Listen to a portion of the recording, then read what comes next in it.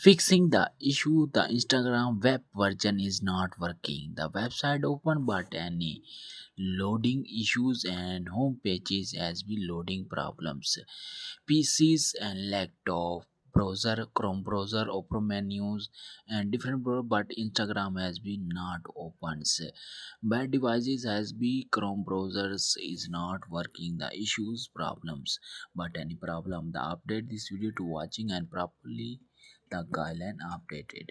First of all, open the mobile devices, same processing and say system and the PCs, the laptop. First of all, the Chrome browser and other browser has been Play Stores and the update now Chrome browser has been search bars clicks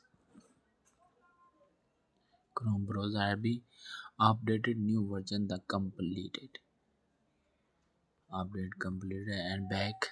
Second step, the three dot clicks